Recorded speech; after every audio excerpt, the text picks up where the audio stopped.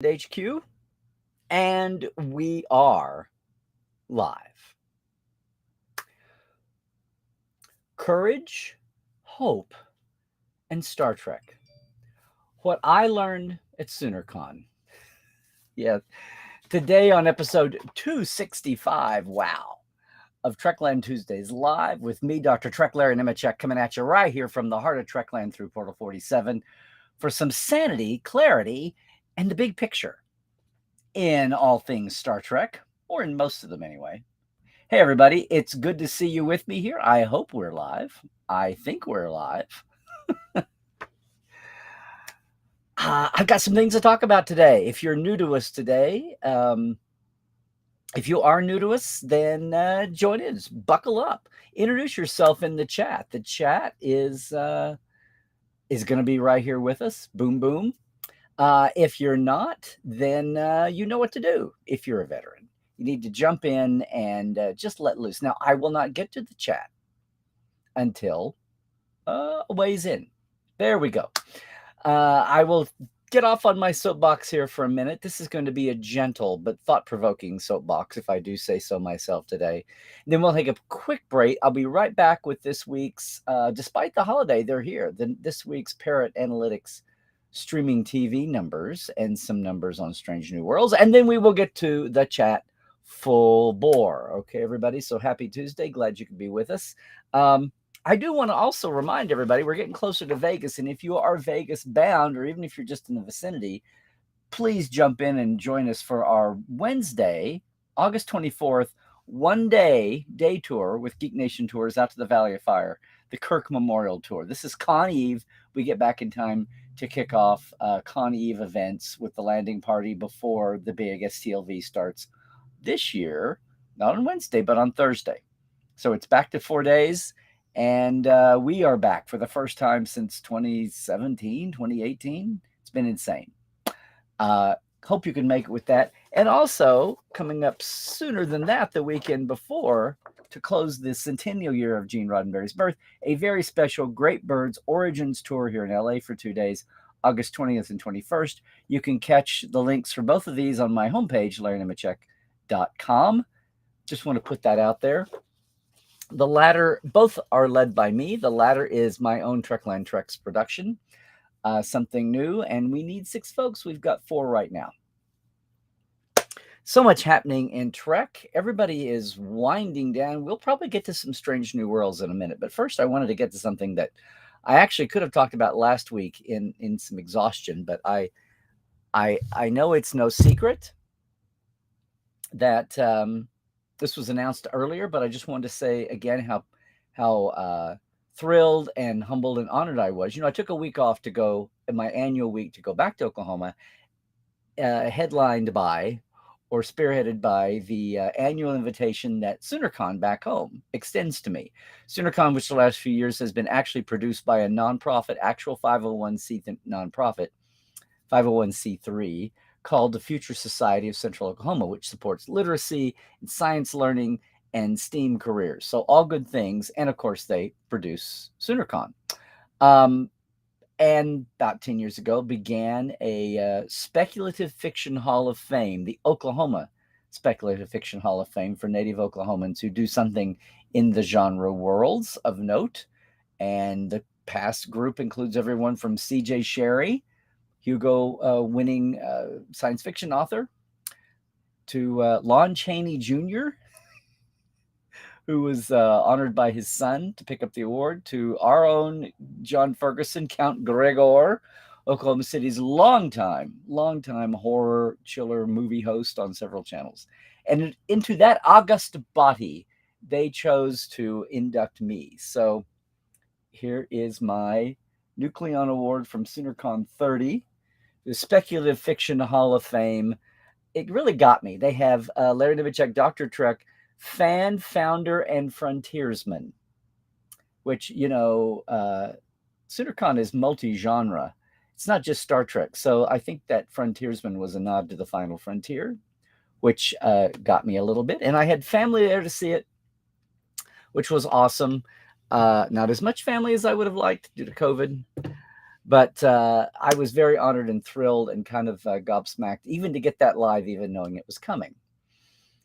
And what it made me realize also was, well, one of the things that hit me, of course, as I do have a life beyond Star Trek, and one of the parts of my life that I love sharing with, not so much here, but with folks when they come to the park or wherever I can online, is my love of Will Rogers and his insight and wisdom and his multiculturalism and his timelessness, most of all, out of the aughts and teens and 20s and 30s, and what it can still help us with today as different formations have shown, from James Whitmore's one-man show to the Will Rogers Follies to we are in dire need of some new reinterpretation of Will Rogers for a modern 4K holographic social media audience world today.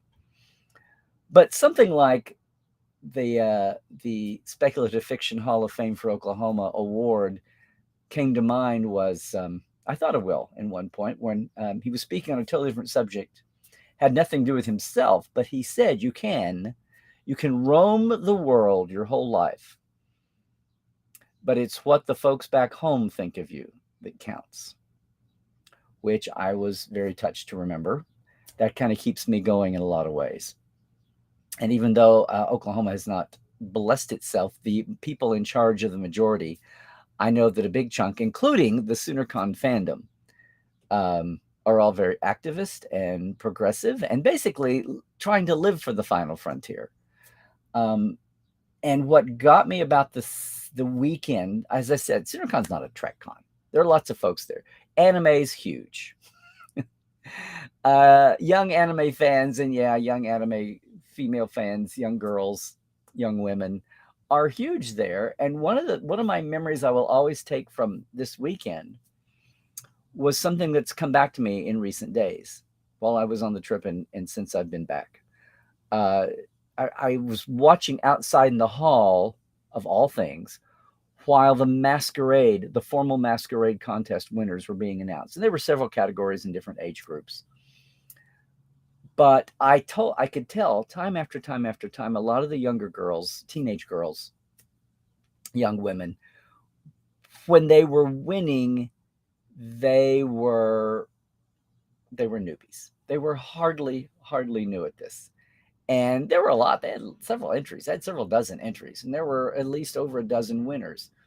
And some of them were bracketed for their experience. And some of the lesser experienced ones, yeah, sure. But what struck me as I saw the squeeze and the squeals and the excitedness and the total lack of filter, just excited kids, excited to win something, with 40, 50, 60 people in the audience. And something like a masquerade and going all out. And the joy that the masquerade guests of honor that I all got to meet that weekend were enjoying sharing.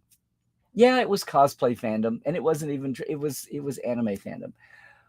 But you could tell that a lot of those kids, that might have been, for all the famousness of fandom and geekdom back home in their normal life, they might not have ever had that kind of an opportunity, but they felt secure enough to take a risk in that vein, in that way.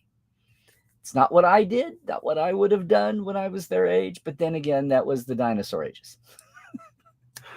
But in this moment, in the now, to watch right now, I saw a bunch of kids, young people, young adults, taking a chance, finding the courage to get up on a stage in front of people, to do a costume and risk the critique, hopefully in a friendly atmosphere, much less the weirdness of the greater world, but at least in the confines of a con, even to risk the critique, to risk themselves, to find themselves, and to find their voice, and to find their courage. And I'm talking, this is such a micro view here of things.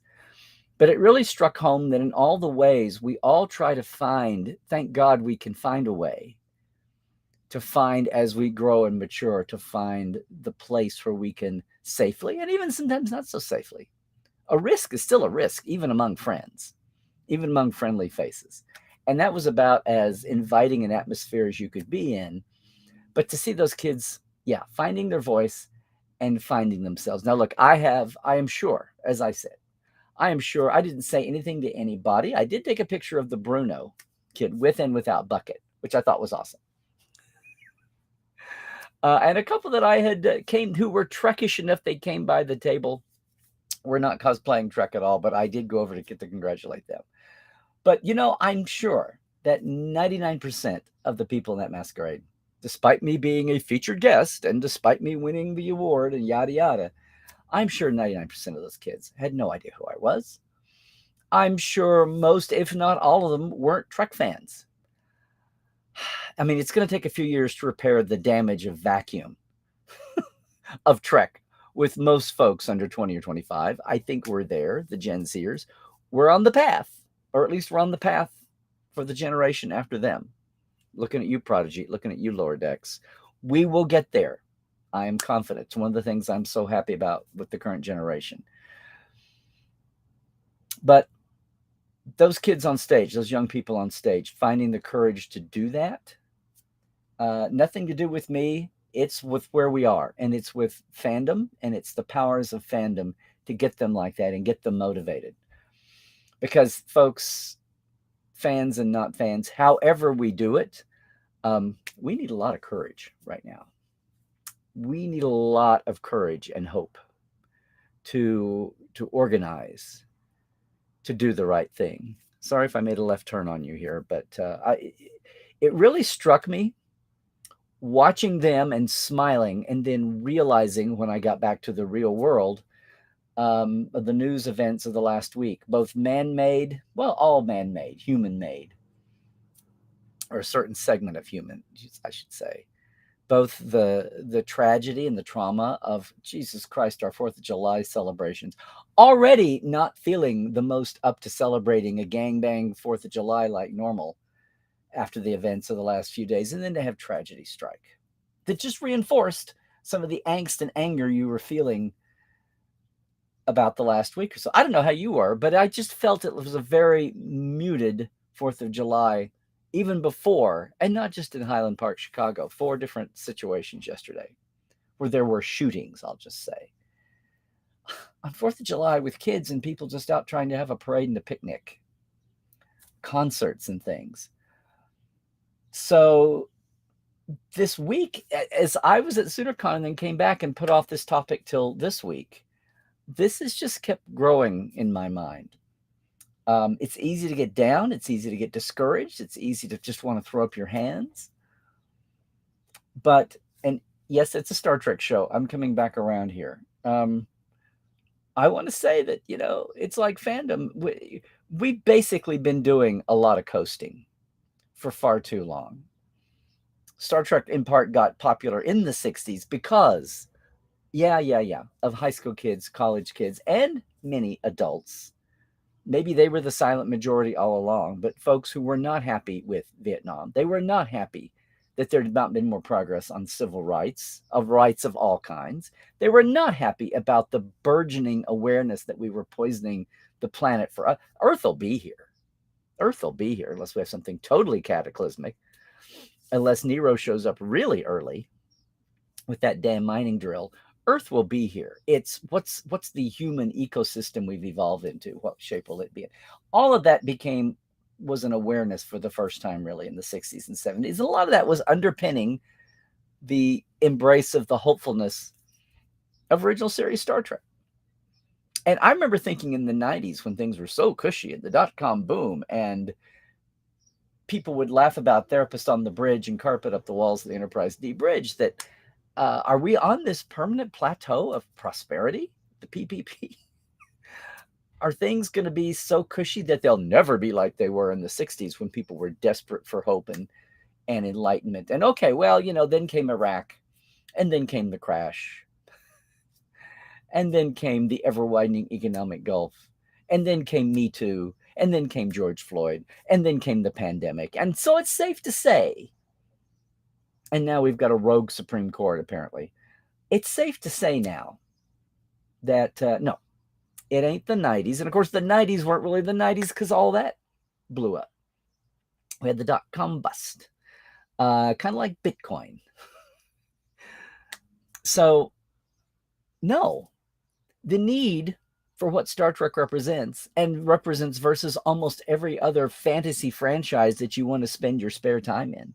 What Star Trek intrinsically represents, its attraction since day one, has not gone away. It is still there as a beacon of hope and diversity and enlightenment and sanity and rationality, at least among the good guys.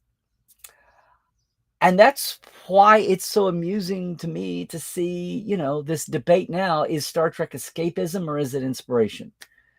I mean, it's back again. Star Trek got woke and I hate it. No, you bozos. Star Trek has always been this kind of really silly social. It's not silly in the fact that it has to be waged. It's silly in the fact that it's being waged at all. But of course, see what I just said about 60s Trek. We all know it. People answer back all the time. Private Little War in Vietnam, Endless War, Taste of Armageddon. I just goes down the list. The interracial kiss of Plato's stepchildren. You can debate the merits of whether it was actually the first interracial kiss on American TV, not worldwide TV. What about Kirk kissing Alon, who was Francis Nguyen, who was Asian? That at least, I mean, whatever. Or go back to Sammy Davis Jr. and his variety show. You could, but the point is, that's what Trek was. And it took some, in its 1960s way, that we are so able to go, oh, that's nothing. We can blow all that off because we've got 50, 60 years from the time. But in the moment, it was raw. Just like people dismiss the Jadzia kiss, the what do we call that? The gender kiss of Rejoined on DS9 and blow that off now. Well, it was syndicated and it did. No, they got pushback. They got a lot of support letters. I mean, anytime Star Trek has tried, even in its timidest days, taking a step out, The Outcast, which got blasted for not being a gender equality story out in its face. It was all behind the allegory of sci-fi. Well, that's what Star Trek does. Now that the story has come out blasting the fact that David Gerrold's Blood and Fire was never made, which is going to be the allegory on AIDS for the 80s that would have been so groundbreaking and got watered down and finally washed away. I mean, it's not always been perfect and wonderful and out there. And yes, it did take a whole generation after the fallow years to come up with representing not just trans and bi, but just a gay couple on Star Trek. And Discovery, no matter what else you think of it in its troubled beginnings, Discovery will always be down in history as the Star Trek that finally caught up and jumped ahead in representation that way. So it's funny to watch this. I say funny in a tragic way. It's tragicomic to watch all this going on. Now, look, I grew up with an innate sense. I was the son of World War II Depression era, the greatest generation parents.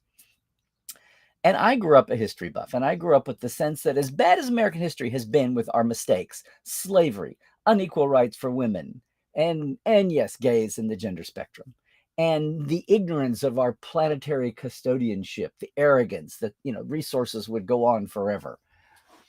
What was it Will said? If we have to look history in the face, a pioneer weren't nobody but a guy who just thought he could do whatever he wanted to do forever. Just cut down trees forever, just do whatever, plow up land forever, and not have any idea of the long-term effect. Yeah, that was a pioneer. Yeah. We've come around. If we've made mistakes in the past, I like to think that we have at least, even though it took forever, it took way too long, that we addressed mistakes. That was me as a kid, in my naive way, thinking, well, we've made mistakes in the past, but at least we're on an uphill curve. At least things were always eventually going to get better. We may take a step back, but at least we will always come around and make 2 steps forward. Even if there's always going to be, apparently, enough outright greed to be able to buy itself out of trouble and into power, where we are right now. But eventually, things do get better, as slow as it seems. At least we don't backslide. At least we don't backslide to medievalism at some speed, even with the hiccups. I mean, it has to, right? That is the promise of Star Trek, that despite our mistakes in Jesus Christ, despite World War III, much less the Bell riots, that we do get there. The promise of Star Trek is that we'll never have the premise of the show. Oh, it's cool being out here in space with all this cool gadgetry and tech and meeting other races, as long as we can make friends with them, if not at least outwit them until we can. That is the promise. That we can't do all of that in the future if we don't at least learn how to get off our own planet without blowing it up or blowing ourselves up. And as the Strange New World pilot tried to set out, it's not just about the tech of going faster than light. It's about the maturity of doing it sanely and knowing how to do it. And yeah, it's been easy to be down the last couple of weeks. It's been easy to get down and say, oh, Jesus, do we have to again? Really? It's been easy to be down about some of these tragedies that popped out that feel like we should have fixed things ages ago. Why does this keep happening? Why does this keep happening? And now why are we backsliding? Well, we're being tested. I keep saying I would love to break Star Trek canon if it means we can avoid World War III. That's on in the future, and I may not be around to see that unless some jokester comes up with a human longevity experiment. And I too, like Admiral McCoy, get to be 137 and see cool things. But not so cool in Star Trek's canon case for my lifespan. But the Vulcans are supposed to be here in a few years. I always thought that deep down that that's one thing that Star Trek always had wrong, that as a planet of all these societies that really are just one, we've only had a few dozen people see the Earth as the blue ball, especially seeing it as a blue ball from out of orbit, as far away as the moon. Only 12 people have had that effect. And to see how tiny we are, there are no national boundaries. There are no racial and ethnic lines, gender lines. It's just us on the blue ball. And that's one of the things that Star Trek and that awareness can bring us. And I thought in real life we wouldn't get that until we finally had a sense of the real other, who, don't get too carried away there, because the point of Star Trek is that there are no others unless they, eventually, even Klingons, maybe even Romulans and Cardassians, maybe even the Borg. But that we have to get our unity from a shared sense of being confronted by an other. It's so destructive here. It's being manipulated and used by so many here on Earth right now in this very secular, limited perspective vision of some, and the totally being swallowed up in it, falling for the manipulation of so many. On one hand, I always thought that it would take an alien visit. Hopefully, a benign one, not a destructive one. It would take an alien visit for the planet to finally figure out that it should be. And knowing some people on this world, or the power of some, the greed factor or the ego, would still be able to find a division point and try to divide and conquer, even confronted with alien life, intelligent life from outside. But I always thought that the road to our start, Star Trek has it where we're kind of united when the Vulcans get here. Although, again, it's the symbol of warp drive. It's the sign of warp drive. And that can be, as Strange New World shows, that can totally be misconstrued. Oops, we got here a little too early. And now these people are loose with the matter-antimatter technology. I'm just saying, everybody. It may not be the Vulcans that save us. As much as I would like to hope that would be a magic wand. The Vulcans are whatever they may be, whether they're little squiggles in the sand, like the ugly bags of mostly watercolors from home soil. I don't know. It's just a time right now where I'm really glad that I had the memory of watching those young kids run up on stage and claim their awards at the end of that masquerade. It showed me that people can step up, People can take a risk because risk is our business. People can still find the courage. People can still be gathered, drawn by the positivism of whatever it is they believe in for good development. I mean, we kid about all of us being in the closet back in the old days, the geeks in the closet, and now how the geeks won and all that. And that's great. That's great. Heaven forbid there are many more closets to escape from over the years. And some folks are still dealing with the ramifications of being a late closet emerger, individually and as a group. So I'm not going to be arrogant enough to totally compare to those days from the Greek culture, or the geek culture, I should say. Yeah. Well, I managed that just fine without suffering any slings and arrows. A lot of people didn't. And again, a lot more communities that were in the closet that have fought and struggled to get out for equality, for the time. And I was just in a thread last night about somebody saying they wish things would go back to I mean, it was really a clamp down, little narrow-minded.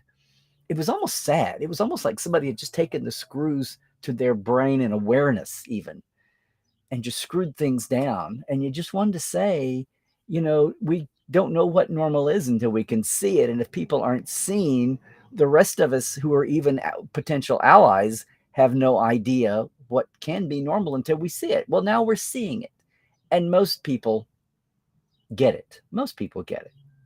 The loud and obnoxious, the loud and not proud, are still fighting to put all that icky, spoiled toothpaste back in the tube. But once things are seen, they can't be unseen, whether that's the horrors of prejudice or the horrors of war. We've got to grow from that. And as depressing and gobsmacking as that is at times, that is why we have Star Trek. That is why we can cling on to the positivism and the representation. And I say that even as somebody, as I've admitted before, who took all that for granted and just enjoyed the coolness of the stories and the tech.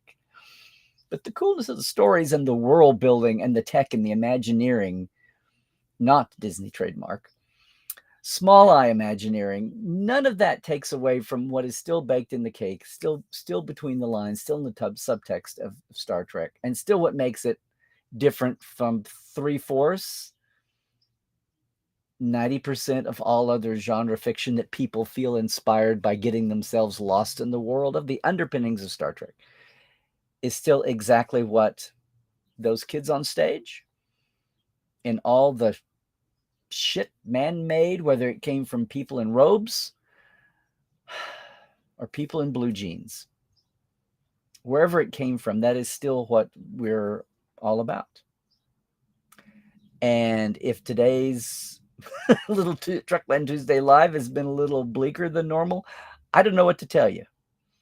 Because as much as I appreciated, for the first time in 2 or 3 years, seeing my old homies and realizing once again that it's not just about old friends, veteran friends. It's about the new generation, the next generation, and stoking the hope and the courage and the risk in them. So this is not just a forward-looking, this is not just a backwards-looking moment for me and looking at things I've done with my life and the people I've worked with. This is very much trying to make a statement about connecting the old and the new, as I said when I got it. That we had a community there that didn't know how good we had it, even though we felt like we were uphill. And things are easier in so many ways today, and then again, not. So I go back to the smile I had on my face watching those young masquerade winners as I think about what we're up against here with the world that we're living in now, and how it's a damn good thing we've got Star Trek. And if you don't think Star Trek is on Earth for that purpose for you, you go right ahead.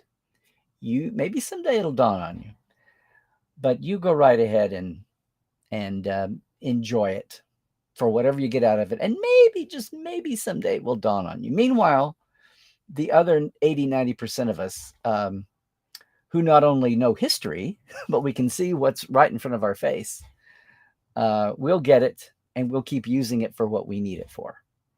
Escapism, yes, and inspiration. Why make a false choice? Take it for both. Take it for both. So, yeah, if you wondered what I meant by courage, hope, and Star Trek, what I learned at SoonerCon, now you know. Now you know. Boy, I hope I got something stirred up in the chat this week. And look, if you're watching me later on YouTube, this just short form, feel free.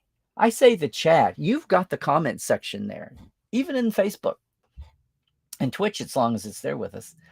Please speak away. I hope I stirred up something. What I'm really hoping to do is thank. I want to thank everybody who made this possible, all of our Patreons. Okay, there we go. Diana Hopkins, Robin Wilson, Lawrence Todd, Anne-Marie Siegel, Keith Rombach, Justin Porteous, Blaze K, Nathaniel Robinson, Andrew Jasimski, and Pranakasha Productions. And especially, hey, our live wires, Rusty Harold, Halbert Gunn Johnson, Robert McLean, Alan Hoensi, J.R. Poole, Byron Bailey, David Gregory, Gay Clevin Lundstrom, and Casey Shafsky. There you are, Casey. If you want to help us out with the live stream here, hopefully bring a little something that's not the same old as Trek. I've got a Patreon, patreon.com/Trekland Live. Very simple, $5 and $10 a month. It's the shout out. We are getting there, gang. We are getting there, live wires, to start sharing even more than I would have anyway of the interviews with you. We're refiguring things. Thank you all so much for your Patreon support. It's not a lot. I don't try to make it a lot, but it really gets out there.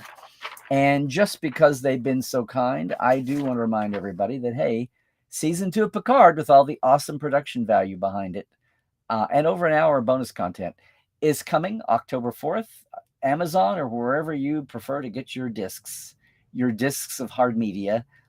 Check it out. Picard Season 2. That's going to be it. I'm going to take this short break. Again, if you're on watching me later, you don't get to see this. So join us Tuesday live sometime. And as we do, you guys who are live in the chat right now know that the Facebookers are only seeing Facebook comments. If you're on Twitch or YouTube, you're seeing everybody. Alrighty. And as I close out this first part, I just want to say thanks. Thanks to our Patreons again, and remind everybody that the Trek Files is up. Once again, we've got a new episode up today, and it's, well, you check it out. It's the Trek Files on Facebook. Our documents, our actual files are there every week on Facebook, but you can catch the audio anywhere. You do want to see the digital paper, though. Just saying. Even if you go to Spotify or iTunes or wherever you catch it, you do want to go to the Facebook and like the page. Would you please? Would you please? At the same time, hey, it's Larry Nemechek on Twitter. Love to have you jump in, where I talk about all kinds of things, not just Trek, but it's Larry Nemechek's Trekland on Instagram and YouTube and Facebook. Please subscribe if you haven't on YouTube, and portal47.net.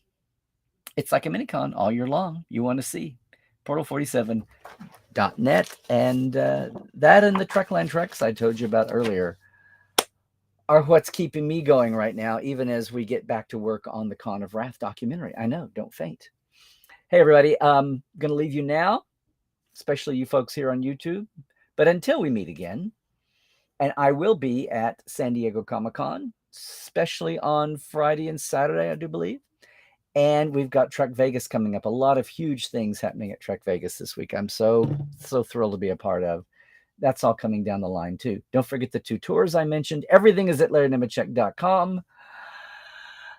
So everybody, COVID hasn't gone away.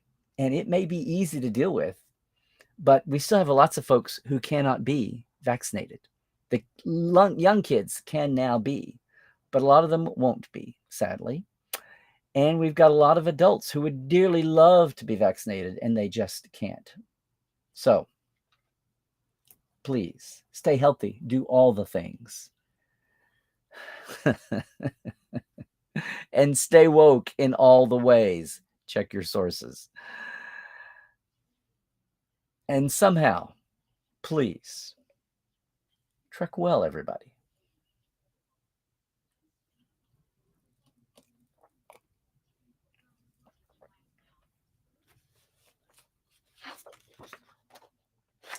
Okie dokie. Let's see what the parrots have. You guys and gals and peeps who've been with us before know the Parrot Analytics company that tries to get a handle on the digital only. I know that the old school Nielsen's that measured the terrestrial, ratings, so they could set ad rates for commercials, and along the way we all get to see what's apples and orange popular or not. But that's kind of moot in the era of what we are living in now. So the digital only's Parrot's been around for 10, 12 years. We've followed them since the onset of Discovery because suddenly it was on our radar. And they have an algorithm called average demand expression, where they're basically a high-level scouring of the internet to see the buzz. It's basically a high-level, multi-mathematicalized version of what's going on out there. And they measure it every week in many countries. They post the USA ratings very easily. You can see them at their site, parrotanalytics.com. I'm not shilling for them. They have a business model that's apparently supporting this. But I have every week in and out of Star Trek. And apparently we're about to be out of Star Trek. What's coming? Prodigy is coming to Nickelodeon, but there's still no word about who's going to be next, the back 10 of Prodigy or Lower Deck Season 3.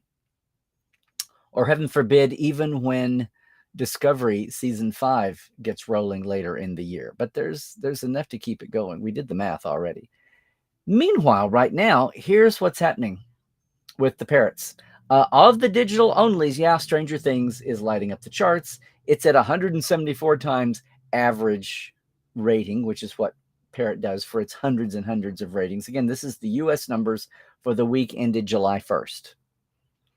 They go Saturday to Friday, but usually it's not even that. Oh, they've shifted the week. It used to be Sunday to Saturday. That's interesting. All right, just mentioned that. Stranger Things is at 174. Way behind after that is The Boys at 56. Umbrella Academy, 54, just came out. Mandalorian, 37. Obi-Wan Kenobi, 34. And here we are, still in its typical niche, which is awesome. Because for much of the time, Picard never penetrated this high.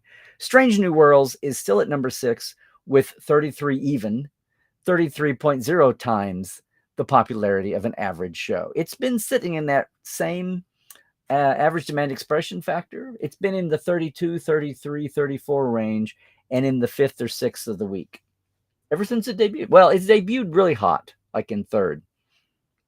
But it's had some competition here for eyeballs and for fingertips. So then you've got Our Flag Means Death, The Handmaid's Tale, which people are going back to again. Gosh, I wonder why. Star Wars, The Clone Wars, and Only Murders in the Building, which I can't wait to see, but we don't subscribe to Hulu. So I, too, will wait until it's all out, and then we'll binge it again. It's also having to do with a madness factor. I don't want to wait a week for Only Murders. Week and night to night to night is just fine. Thank you very much.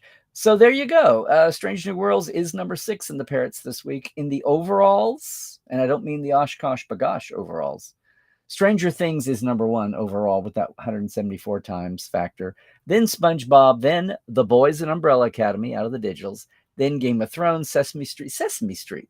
There's a buzz about a missing a banned episode from 1976. Margaret Hamilton, Cora the Maxwell House lady. No, I mean as the Wicked Witch, and a theme about fear. Anyway, it's fascinating. You should go check it out. So Sesame Street, Saturday Night Live, Better Call Saul, The Flash, and Breaking Bad. The number 10 overall winds up at 40.4. So after the top 3 digitals with a Strange New at number 6, they'd be further down in the mixed results. But that's the parrots. As a close-up factor, Strange New Worlds on its 30 and 60-day trend line that they provide by show, it's sitting at 32.2. And this week it was 33. So it's in that, it's still, you can see the trend lines. It's still hanging in there at about the same. 32.2 for the last 30 days. The demand actually showing an uptick of 13.4. Again, demand as registered online by critical posts, studio posts, fan posts, and reposts and retweets and memes and blah, blah, blah. The trend line is still slowly down, but not dropping. It is still more popular than 98.9% of all of the action adventure genre. I didn't check any of the other Trek titles just because Strange New Worlds is sucking up a lot of the attention, but none of the other Trek titles are really falling off the radar. They're all still up there to represent what an actual fandom would look like, what that would look like. So there's the story. I cannot wait to jump in the chat and see how everybody is. I see so much YouTube red. That's going to be amazing. We'll see what's going on. Did I stir up a hornet's nest? Do we have some troublesome opinions in the chat? I will find out. It's kind of like this delayed reaction. It's like watching an award show that's been tape delayed for 3 hours. But anyway, I'm so glad to have everybody with us again on another Tuesday. And as always, I will try to get to actual questions when they're here. Otherwise, and say hi to all our new folks who might be joining us. Feel free, everybody, by the way, to point people here on Tuesday. And if nothing else, point them to the postings afterwards, YouTube and Facebook.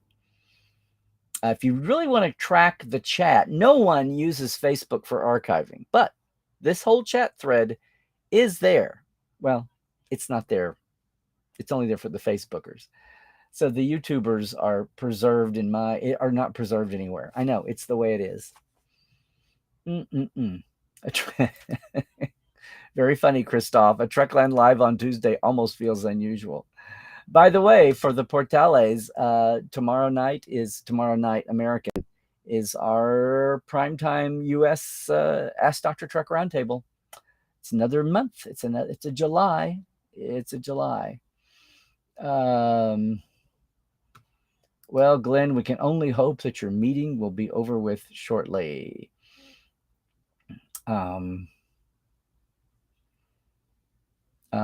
Thank you, David. That was really kind of touching. And now I'm on a plaque. I'm like the 5th or 6th name on the plaque. They did it every 2 years, this was actually supposed to be 2020, but you know what happened in 2020. To the king of SoonerCon. I would not make that claim, Christoph, but you can think it. Hey, Johnny. Hey, I need to talk to you, Johnny, man. You always knew I was a frontiersman. Yeesh. That's a problematic term now in PC world. You know, don't just start singing the Davy Crockett song, even though Fess Parker was an awesome guy. And a lot of the myths about Davy Crockett and Daniel Boone both got ginned up to make them actually not the same. They were actually much more egalitarian person than some of the Disney-fied 50s, 60s memes made them into. So there we go. A question's here. Yes. Do I know where the idea came from to make the DS9 Doctor vaguely of Arabic origin? I've always been tickled that Bashir rhymes with Zahir. Well, you want to know the truth, Zahir. The Doctor on DS9 was not supposed to be Arab at all. It was supposed to be Latino. It was supposed to be Hispanic, whatever you want to say. It was supposed to be, his actual name was Julian Amoros. And they had Sid come in to read. They had seen him, Rick had seen him in, not Alexander, in Lawrence of Arabia, and thought he was a bigger personality than he was, more, he was a skinny little kid. I say that now, but just the physical gravitas, they were kind of shocked when he came in to read, and were looking for something with a little more oomph in their character. Oh, like, eventually Avery Brooks. So no, and they were, casting all types for the captain, but they loved him. And they just decided instead to have him be the Doctor. So Julian Amoros became Julian Bashir. And when I hear, until Strange New Worlds, but until I hear over the years, a lot of Hispanic fans bemoaning the fact that there are no Hispanic regulars in Star Trek. It's sad when you go back and look at the record that Jose Tyler was supposed to be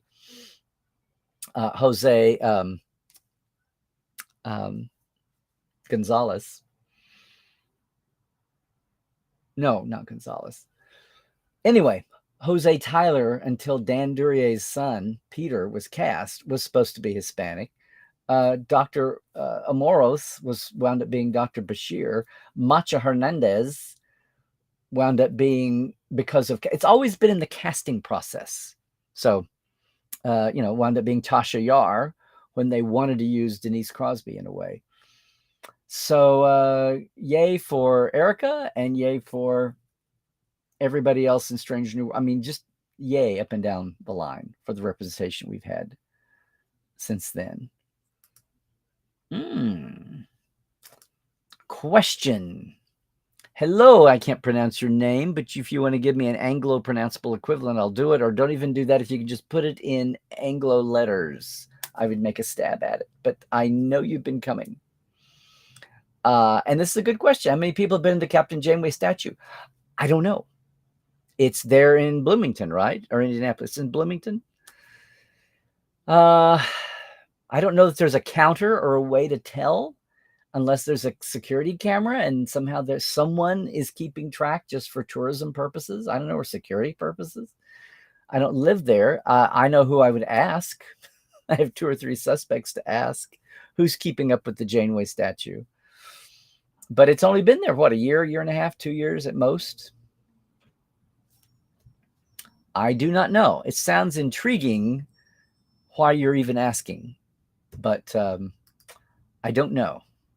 I don't know, 5 or 10 people a day for 2 years. Yeah.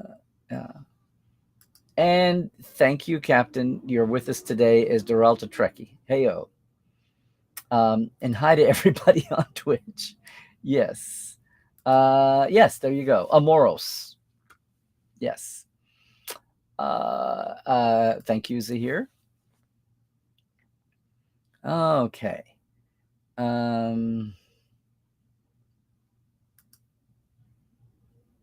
Well, you would think so, or at least put them under the same kind of restrictions that we do to, I don't know, controlled prescriptions and cars.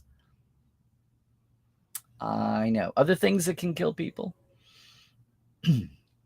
Yeah, Linda, American women decided not to celebrate Independence Day this year. A lot of people of the not female variety decided not to celebrate Independence Day this year.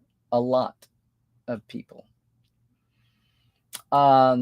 Tobias, so impressed with people who can go out there and do their thing. You were so introverted. Remember writing a school paper on Trek and being made fun of for it. See? By the teacher, by the other kids, or both? The internet has made it so much easier to find people who like what you do. Yes, unfortunately, the internet has made it so much easier to manipulate people who can be afraid of what you do. And yeah, Rusty, and I didn't mention Dorothy. I wanted to, and I should have, and maybe I'll do that next week. Dorothy, finally, Doug Drexler's wife. What a love affair that was. Reminds me a lot of Dee and Carolyn, but the death of her, all the shootings, and and as I said last week, Greg Jean's passing. It's been a very down time, much less what's going on in the world. Which, again, in a very, not to be too simplistic about it, it's good that we have our stuff. Not to totally immerse and escape, but to keep us going. Keep us going for the next introverts. Hi, Susan. I do. It's right over here, I think. And okay, I'll just send it back to you. I still wanted to get it out there, but no worries.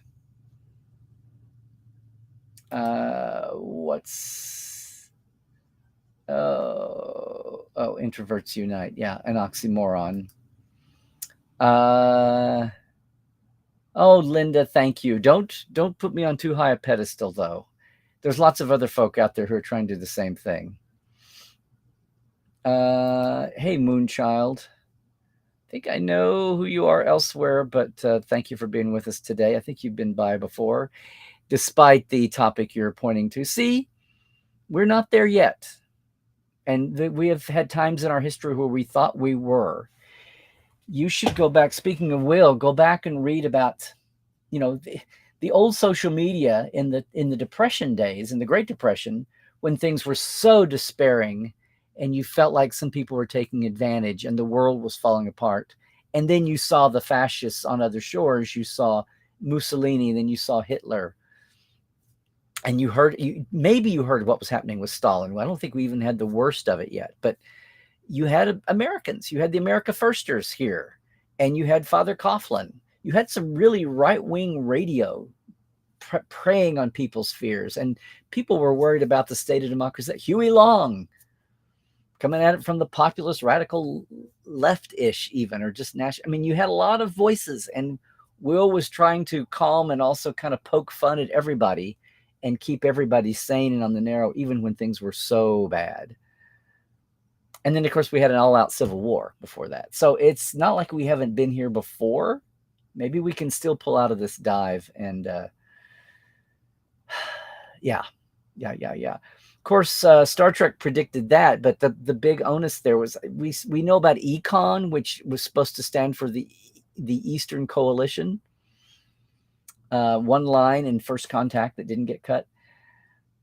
Whatever World War III and Star Trek's Prime was actually about, if it was just headbutting for resources, we'll see. But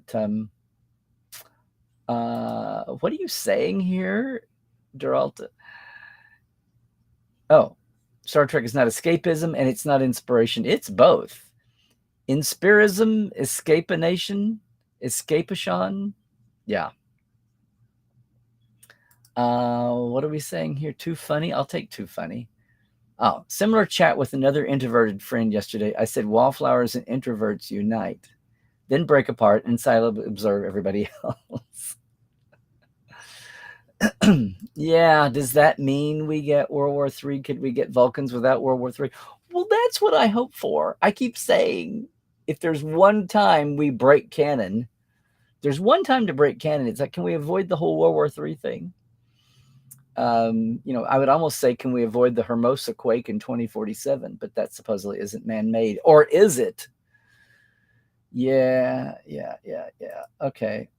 High five. Oh, I can't do that, can I? I can't do graphics. Okay, high five the pause. Hey, Nathaniel, now you've written, anytime, gang, you write a long comment, I can only show this much of it. So,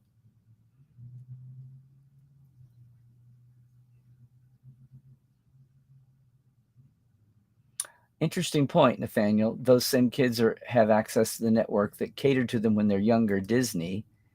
This means that they're more likely to see Star Wars and Marvel as the standards of genre entertainment. Yes, Trekkie Trekkers could do a better job. However, it won't happen unless those same kids, this was my point about getting to the Gen Zers.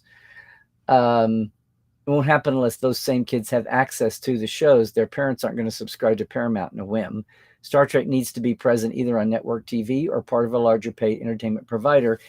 And funny you should say that. We are finally going to get the original promise of at least Prodigy on Nickelodeon starting on July 8th. I know it's a trickle, but it's something. Who knows what that might lead to, but at least it's finally a breakthrough. At least it's finally what I was so excited about Prodigy in the first place to be. That age group and that platform as a breakthrough.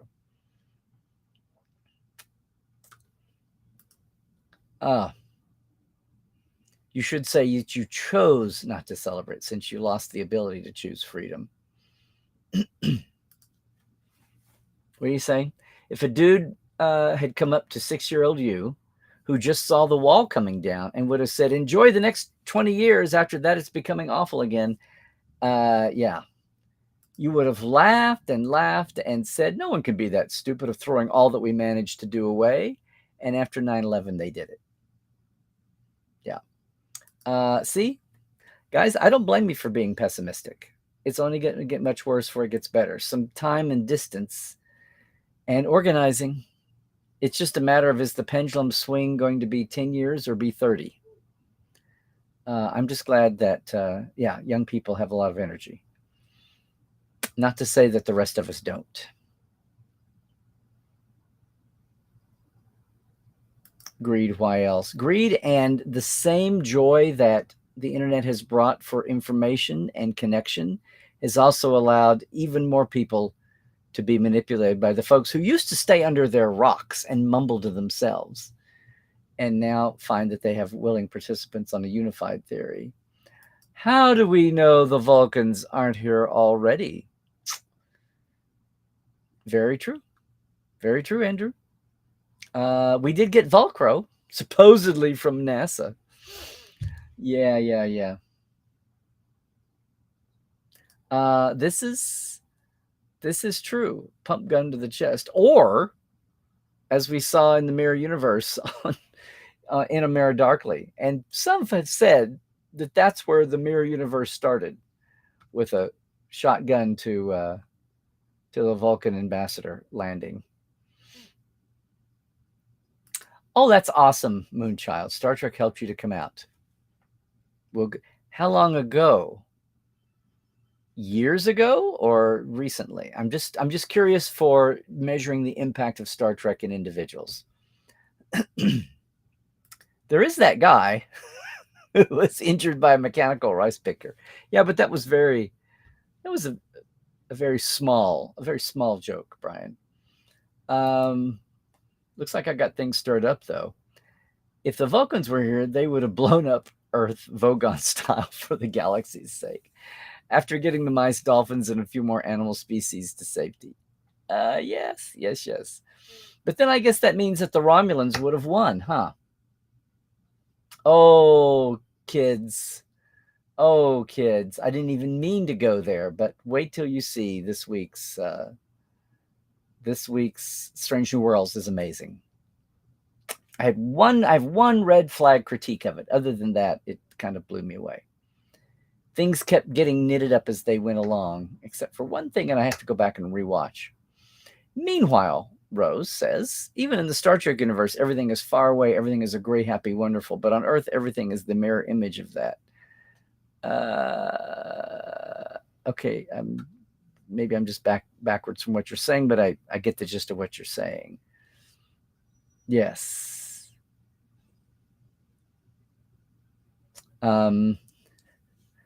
Hey, Diana. Good to see you again. Okay. Hey, David. Good to see you, man. Greetings, salutations, and kapla. Yes. Hi, Mona. Tuning in live for the first time. Well, welcome to Tuesday's Live. Tell us where you're from, if you can.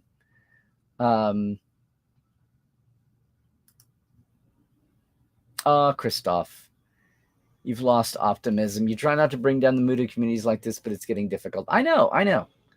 And for all of this to be happening right as we come into our American Independence Day, I was calling it the 4th of July this year. I took pains not to call it Independence Day because I wasn't feeling very independent.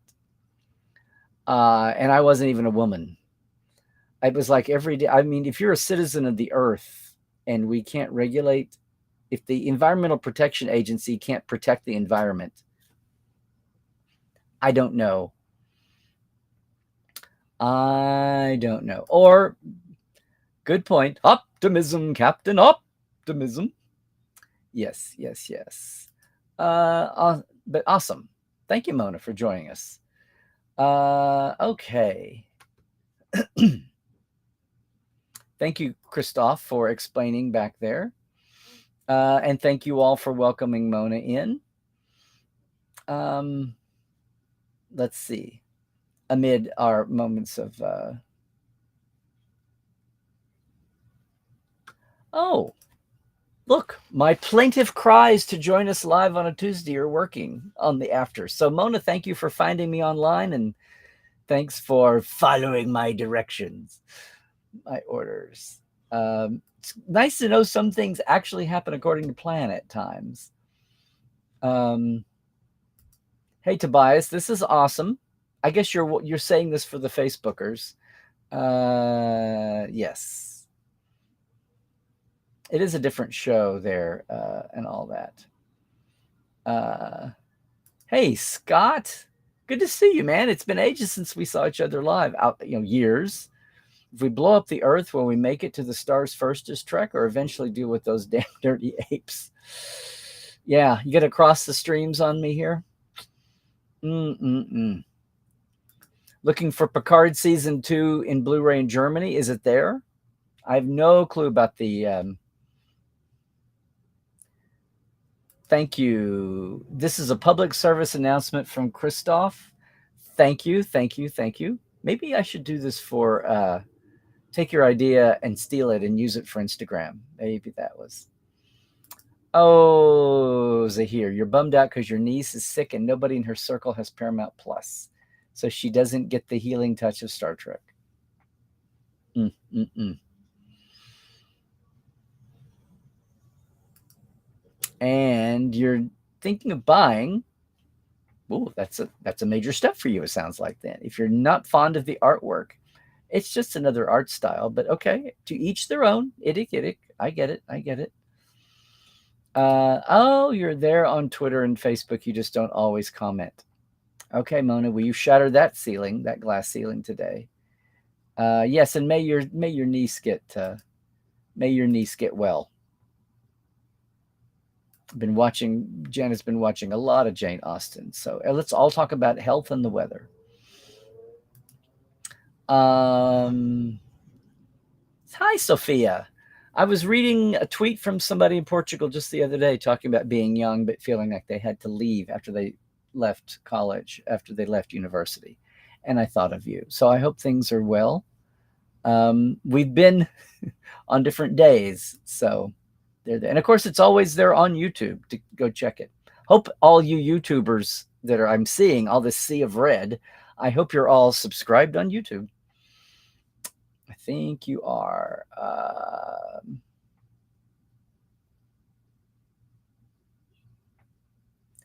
And even if they're vaccinated, they still might get COVID. Yes, which is Janet, which was everybody in her dinner circle that night, from the one that didn't isolate when she saw symptoms, who was also vaccinated. They had 9 coming out of. I really thought I was going to get it, kids coming out of SoonerCon. One of my oldest friends, turns out, had it. The social media manager had it. I talked to her husband a lot, not so much her close, but sat time 4 or 5 feet away at a table talking to her husband a lot in the evenings. So I just knew when I got told. I landed and then heard about the outbreak. 9 out of 25. They had a huge upswing. I was very happy for the bunch. I haven't heard a final, but they were way up over their. They broke a Friday record, and actually thought they were going to have to shut down on Saturday, but then they didn't come close on Saturday to that. But they were way up, way up. I haven't heard the finals. And SoonerCon's nothing. I mean, it is special, but there are cons all over the country. I think the regional cons are making a comeback. I think since COVID, people are enjoying and finding, fandoms all over are exploding. So that's a good thing.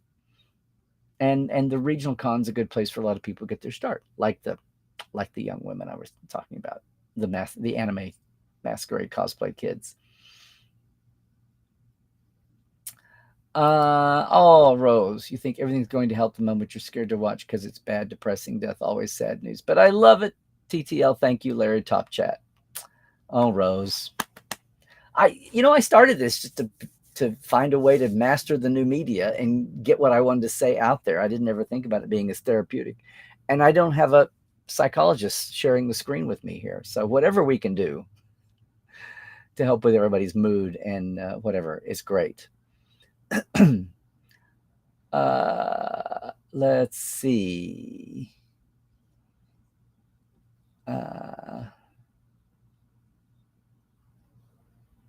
Well, Mona, I didn't mean to ask. I guess Doralta did. The captain did, but there you go.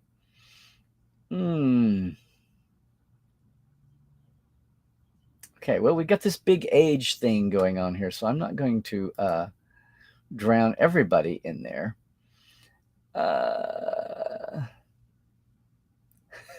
Christoph, now that is an anniversary to carry around in your back pocket your whole life. On the day Monty Python's Flying Circus premiered. Uh, that's really funny. Okay.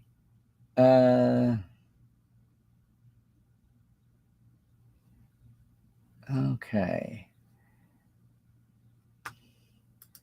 I missed this one, Linda. Not today.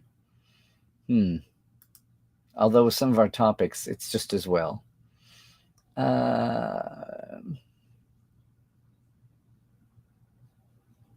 scrolling back, needle. Okay, thanks.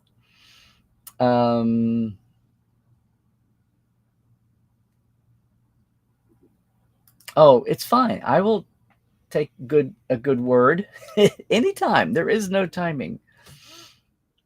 Okay. See, Nathaniel, when you're not in Oklahoma, when you're not from there, the Sooner stuff just blends in after a while. When you're the Sooner State and the OU Sooners and Sooners this and Sooners that, it's just wow,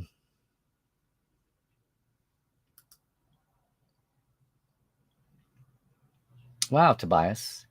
Where do I get my optimism from? Is it from living in Oklahoma? I was born and raised in Wisconsin, where most seem to have been optimistic. Well, some of it's just what's the alternative? I mean, part of it is knowing history and knowing, you know, I remember being a kid and first learning just 20th century history and two world wars and a depression. And I think, you know, growing up in the 60s, and the 60s were outrageously social. I had the arrogance, what's the word we use now all the time? The privilege of growing up in a cocoon in central Oklahoma in a middle class family and not being subjected to the worst of what was still. I didn't have to worry about, I'm a straight white guy. I didn't have to worry about gender issues, which you didn't even talk about. My God, people didn't talk about cancer, much less gender issues.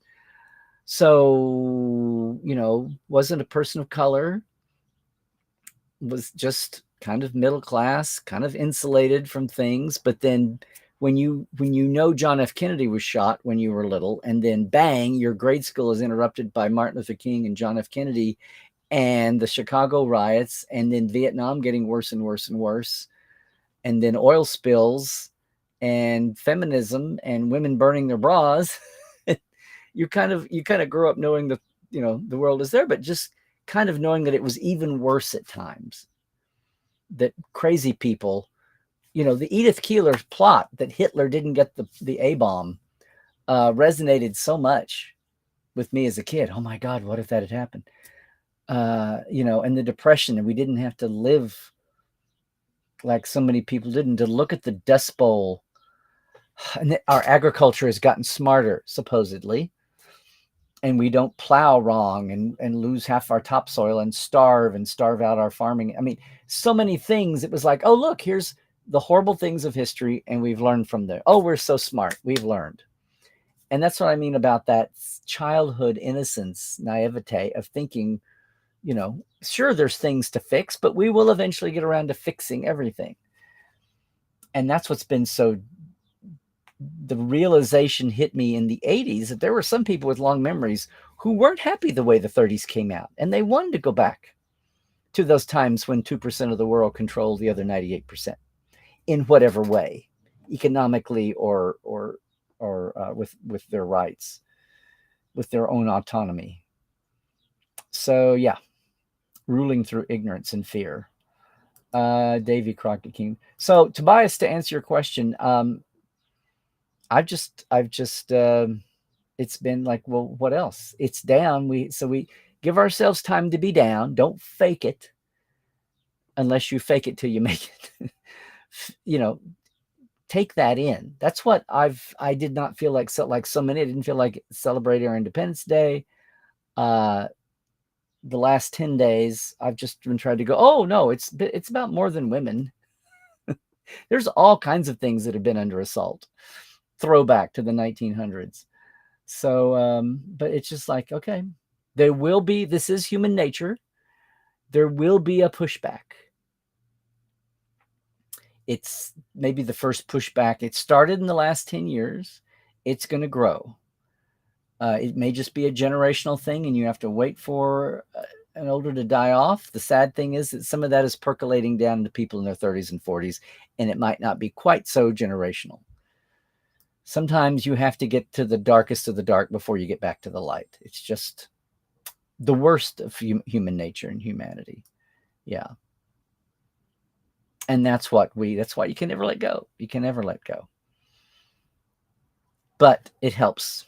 It helps to have our Star Trek and our hobbies and I realized the other day, nobody ever says hobbies. We have fandoms now. So I guess you're a fan of stamp collecting. I don't know. You're a fan of building models. You're not just a hobby builder.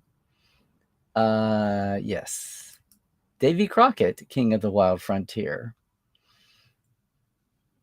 Sid was perfect for Bashir. Well, that's because it evolved with him. They wrote to Sid as it went along. They found, which happens after you launch a show and you get off your writer's guide, your original pitch Bible. SoonerCon surely happens sooner than Wrath of Khan. If you mean the Con of Wrath, yes, it does. Sid was perfect for Julian, and you liked it as, oh, yeah. The man behind Tolian Saran, yes.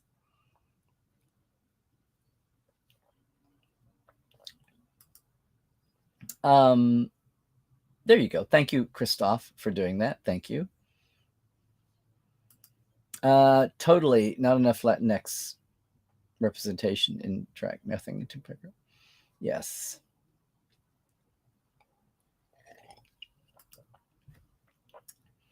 Well, Mona, you've never been to Bloomington, or you've never been to the statue? It's only been there for a year and a half, and we did have the lockdown still going for a chunk of that. So it's okay. Be easy on yourself. It's fine. You'll get there.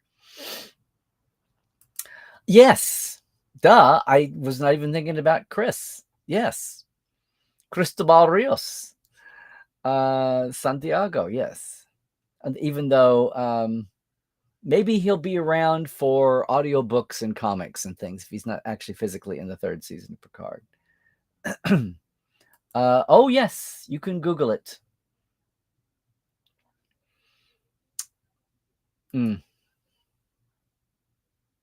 Yeah, we haven't celebrated big time. I mean, the kids are off and we're separated, and I go watch fireworks a little since we moved the last time, and it hasn't been a thing to, at the most, maybe a cookout with a couple of friends or family, but even by then, it's just, yeah, it's not a thing. Yes.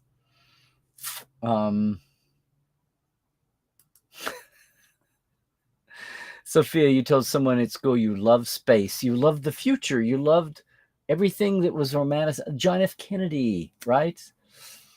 And their answer was, yeah, we should send you to the moon. Yeah. So those are obviously the people who have vision. Obviously, their life is going to go to the next plateau. Don't listen to them. If you can't help them, Sophia, so much of what got laughed at generations ago is what's either at the very crass level, it's what's making people rich, but it's also what's enlivening people's people's sense of community and their wonder and their shared community. Christoph, speaking of Portal 47, Kirk Thatcher was great. You hope the Trek Files gets to the movies one of these days. I think that might provide an opportunity to bring him back. Oh yes. Well, and we could do that. I have to. It was hard getting Kirk in my crosshairs. I was chasing him for a couple of years, and it wasn't anything about me. It was just getting people to be in the right set to cross paths. But we'll see about getting him on Trek Files now, because we do have the movie stuff. Definitely have the movie stuff to do it. Hey, Jason. Jason, I appreciate your title ideas for that book. Like, who's going to write that? Forward being the state's motto. You would hope that there is more optimism elsewhere, because sometimes I wonder. Yes. Do you like that? Or is it? Dum, dum, dum. We do still have time to change the future. the time. There is no time to talk about not changing the time.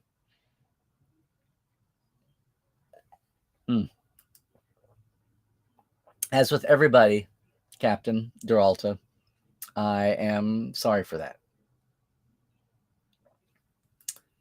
Someone told you to climb out from under their rocks? Oh, they're just being so clever.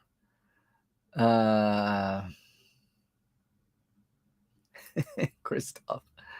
Well, Christoph, I would think that there's enough online. If you see big stars who have international followings like Sir Patrick now, who have international followings trying to explain what different Star Trek or any fandom is all about, I would think that would penetrate. And the money thing helps. If you say, well, $47.6 billion was generated from fandom income streams last year. Sometimes money is it's what finally got local chambers of commerce in America to stop ignoring conventions and start chasing them. Yes. Unfortunately, the rocks weren't Hortas. Yeah. Oh, Diana. What if we're living in the mirror universe instead of the original Star Trek one? Which is kind of what Picard season 2 was dealing with there, in a way. And it doesn't have to just be another Soong resurrecting Project Khan and retconning the years of the eugenics wars. We do need Hortas. I believe yes.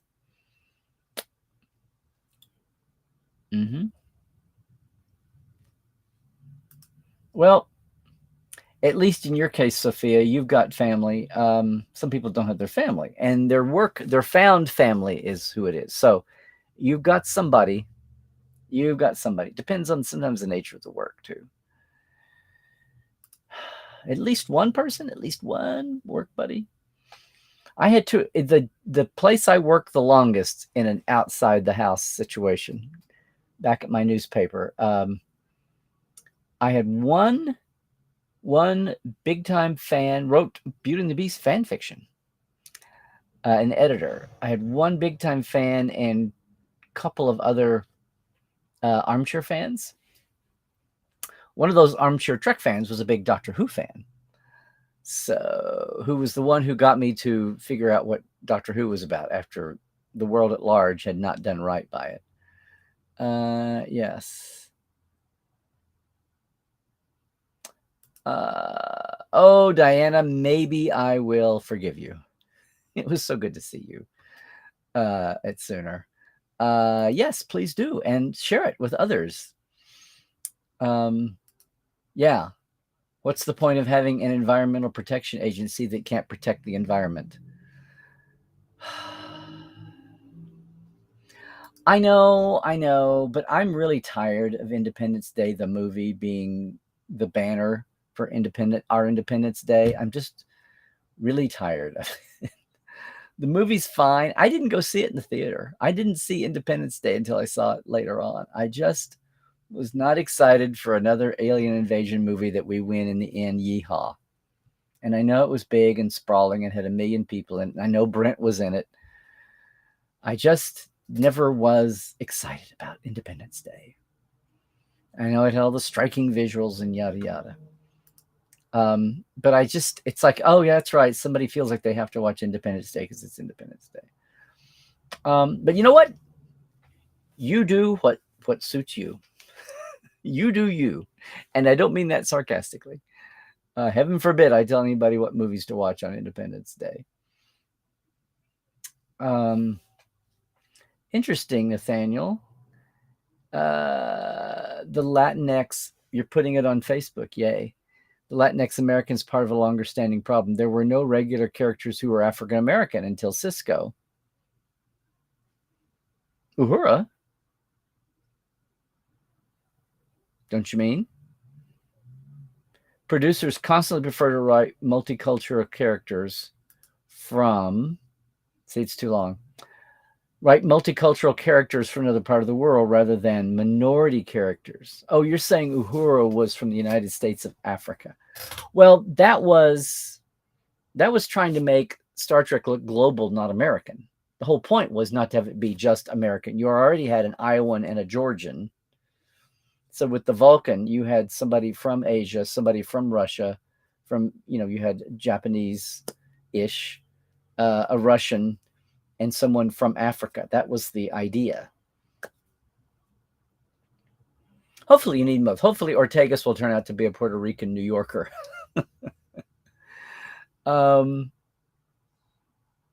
Yeah, but Nathaniel, I'll defend them on that. They were writing multicultural, not just minority characters in America, because the whole point was to get beyond America in the 60s and be a global service.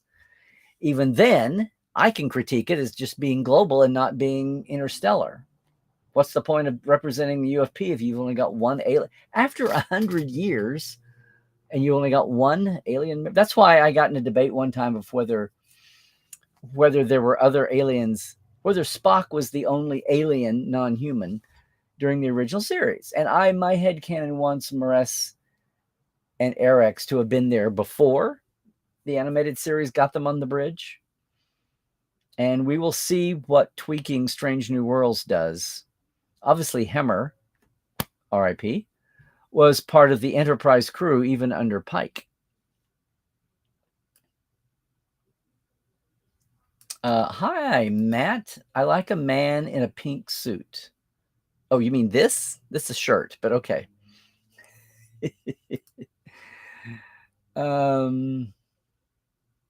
It's encouraging to see those who cannot reproduce with solidarity with those who can. Doctors can't keep up with all the requests for vasectomy and tubal ligations.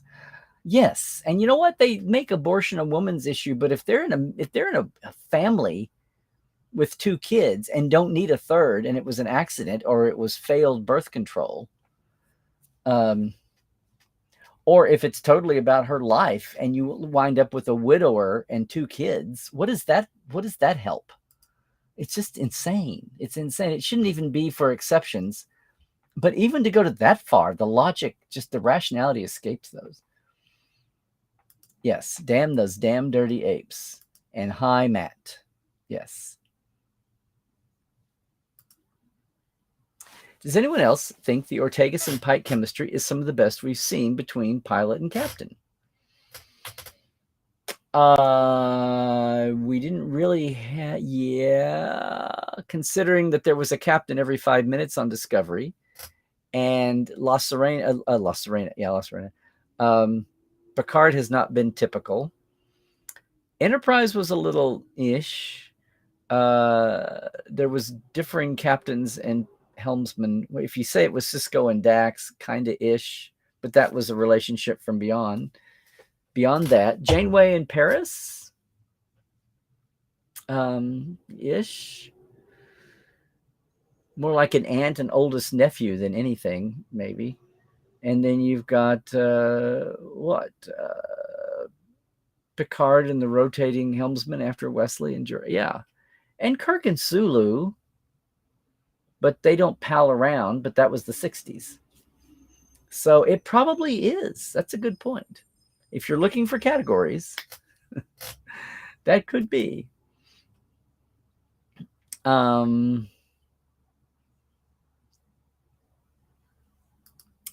Yes, it is. It very much is. Because we want to keep those women barefoot and pregnant, pumping out the babies. Yep. And if they die, they probably weren't the babies we wanted anyway. I'm sorry to be rough, but that's kind of where we're left with. To be honest, he has pretty good chemistry with all of his officers. True.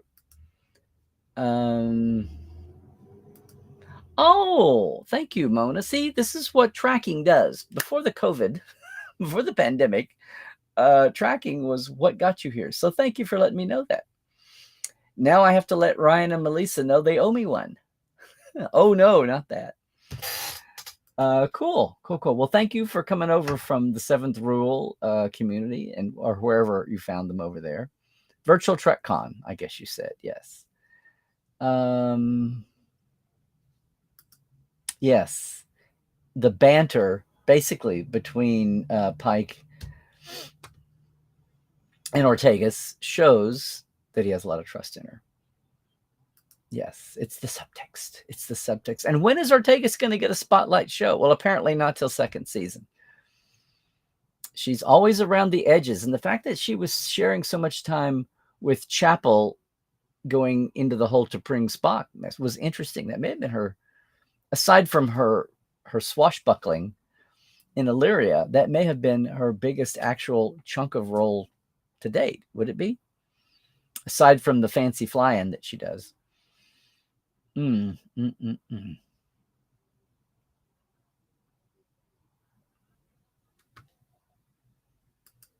Yes. Yes, indeed. Another thing we're having to watch for people who forget. Well, I won't go down that rat hole. Hi, Anne Marie. Yes, Dr. Anne Marie. Yay, you. Yay, you. Did not do such a thing. I asked how old I was. Okay, sorry guys, I didn't. Whatever. I'm not aspersionalizing on anybody. Oh wow, what is the most expensive Star Trek episode to date? That's interesting. You're going to say episode, not movie. Movie, the budgets are pretty well known and figured. If you say that, now you've got a figure for inflation from the different eras, which people do. But even more so, like what was 350, 400,000 in, I think, no, not that much. We were just talking budgets on Trek Files in the 60s versus 1.5 million for the next gens, and a little bit of inflation creep versus the shows now. Part of the thing is we have a pattern budget for now, but we don't have like what were the overruns and the underruns. I mean, you'll notice that, say, on the Kingdom of Illyria, the Illyrian Kingdom, Elysian Kingdom, that there was very little visual effects. They spent all that on set dressing and costuming, props, very little on outside the ship effects. So they cut back in one area to go pump up another. But that said, there's always one or two. The pilots always go. The pilots have to set up everything, and they get hit for the budget of like building the basic sets and costumes and props. All the basics, visual effects, go onto the pilot, but they also know they're going to amortize that over the season. So depending on the bookkeeper and how you're looking at it. But if you get beyond a pilot, and pilots being their own, what's the most expensive pilot?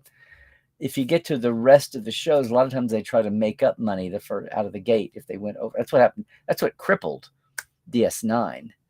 They went so far over on the pilot of DS9 that they really made the first season kind of claustrophobic, and that's what they busted out with the three-parter, was to open up DS9 again. Anyway, we don't have actual budget figures for any of the modern shows yet. We haven't had a statute limitations fail us to talk about that yet, aside from the pattern budget, the template budget. So I don't know. That's a good question. We've got some candidates, maybe. We'll see. We'll look into that and see. Oh, we just did this. Sorry. Rose, it's okay. I totally understand. Everybody in the chat today watching this later understands. No need to apologize for negativity. Sometimes it's just feeling down. I was pretty blue, everybody, sitting in the airport at Burbank without Janet and without Cadet Alice with me. That was all supposed to happen.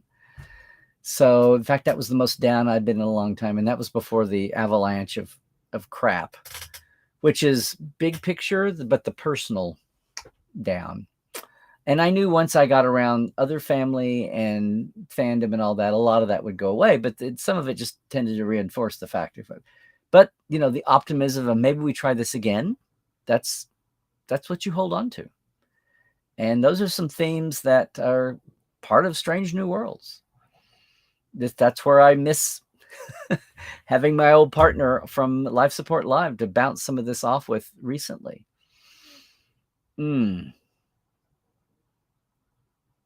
Oh, Diana. Not in Oklahoma, the heart of church-led barbarism. Okay, I can see it's getting to you. Yeah. Although you're welcome, you too, even though I know you don't know all of them as well as you could, you're welcome too for the respite of SoonerCon and the circle of sanity there. That forget progressivism, just moderatism brings. Mm-hmm. It's okay. It's okay. It's totally expected these days. We are all Star Trek age. Okay, Sophia, and you can define that from whatever. Optimism comes from regular visits to the optometrist. All righty, Matt, we'll let you do that. Okay, and 4 hearts to you, Anne Marie. The blessing of being perceived as Christian white male in Oklahoma. I copped to it. It took a while to sink in.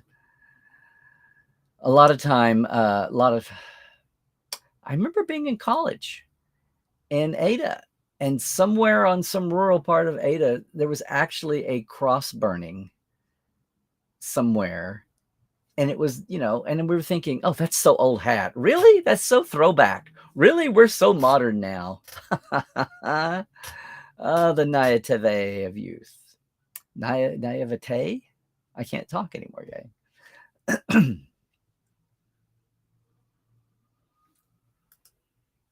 When you heard politicians talking about nuclear weapons again, asking yourself, how did people who lived through this conflict the first time not go crazy? Yeah, well, amazingly, Nick Meyer and The Day After was one big chunk of that. Jason, that is very kind of you. Thank you. That's what I try to do. Sometimes I think I'm just flailing around, or I'm going through the motions, or I say I want to do something like that, because I feel like there's a lot of crap and there's a lot of good. But whether it's crap or good, there's a lot of repetition on the internet. And I just try to do something. Listen, I would love to have the freedom to sit down and wonk out on the Easter eggs, or go all through I miss the days when I could just sit in my home before Star Trek got industrialized. Not Star Trek itself. The Star Trek reaction industry became so industrialized. And, everybody's trying to make a name for themselves online. At least we have people doing it with heart and sincerity and outlook and the spirit of Star Trek, not the crass, toxic tubers who have lost a lot of, I'm glad to say, lost a lot of influence, I see, even though it pops up from time to time. But that's just, it's like, let's carve out a niche and do it. Find something that you can do that nobody else is doing, which is good advice for anything. This is something I've read lately about, and I'm fascinated that a lot of Jews and the leaders in the Jewish faith are upset that their religion tells them that it's an option because the life of the mother is more important than that, and legit medical procedure. And then you want to drag in about it's being part of their faith. That gets interesting from these legal eagles. Always true. Always true. Always learn something new every time you watch it. Oh, even an old Trek. I did. What was I watching? Alana Troyes for, hey, I did that. Scott Mance's Enterprise Incidents podcast a couple of weeks ago. I did Alana of Troyes, of all things, because that's where they were, and I kept missing the boat with the episodes I wanted to do. So we did that, and I remember watching and thinking, wow, Uhura's quarters are right here in the middle of, now it was signage on set walls, and probably not planned, but still. Uhura's quarters are right there amidst the biology lab. That's interesting. And another lab. Here you go. You boycotted 4th of July this year and stayed home all day to do all the crap going on in the USA. And then you got surprised as you made plans to stay home. People just didn't have it in their heart to go out and celebrate. Like, what are we celebrating? Yeah, the loss of independence.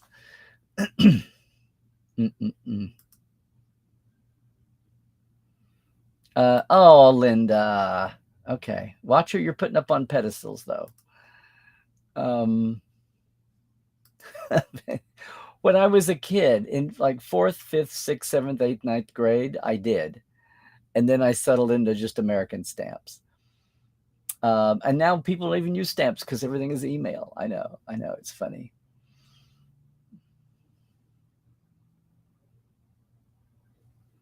What are we talking about, Diana? 50-50 Christian white males versus everybody else. I don't know what we're talking about. But I'm fully up on plenty of things being scary these days.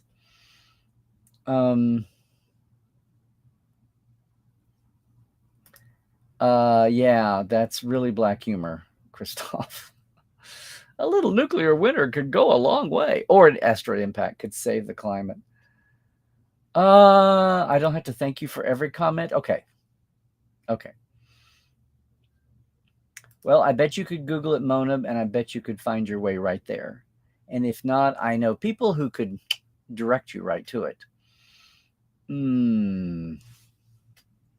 Okay.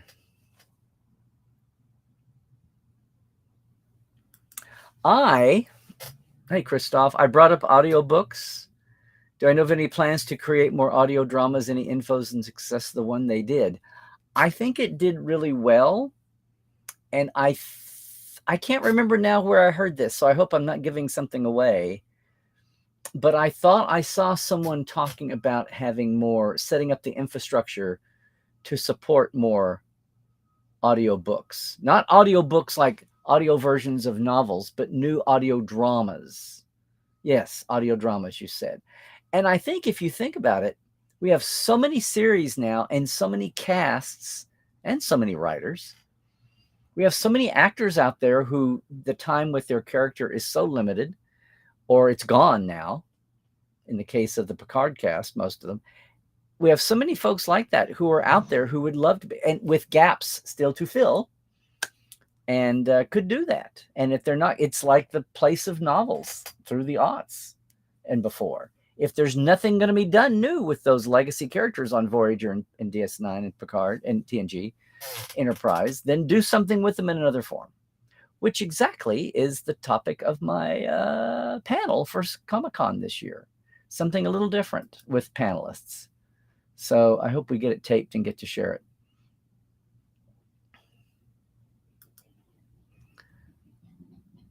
Janeway would not flee to the woods with the excuse of having to pee. She'd flee to the next cafe. Okay, I missed the setup to that. Okay. Well, Mona, get there in all good time. No rush. There you go. You never met a Horta you didn't like. Oh, Linda, not a totally random comment. What? Highland Park shooting had 47 tattooed on his face. Oh my God, is that what it was?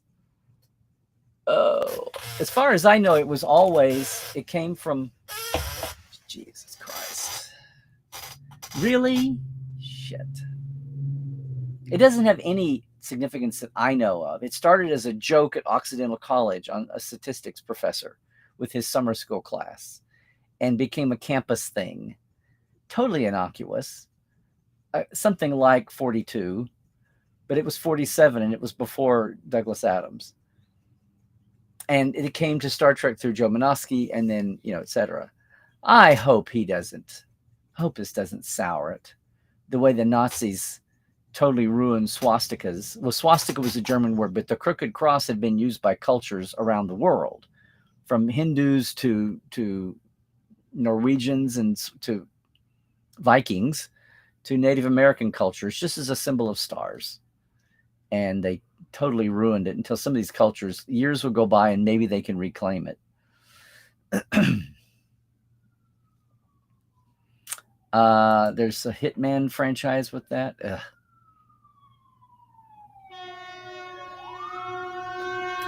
Oh. Well, now we've really got to protect 47. Oh, we better get to the end of the chat sign out of the closet. Oh, gag. Really? Well, yuck. Yuck, yuck, yuck, yuck, yuck. No, Mona, people on Facebook, the archival Facebook won't be able to see the YouTube comments.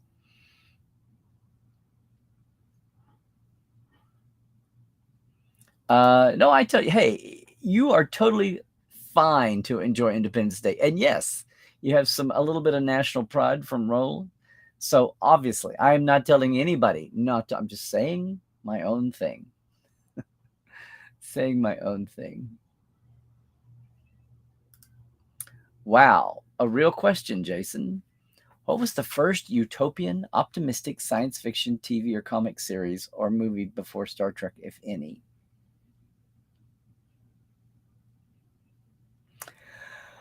Well, I'm sure there's some. I mean, you could say The Day the Earth Stood Still was optimistic in that we were made aware of a future where the planets were protecting each other and Earth got told off. That's what we need. We need A Day the Earth Stood Still more than we need Vulcan's landing right now. Or Forbidden Planet. I mean, the Genesis roots under Star Trek, Forbidden Planet.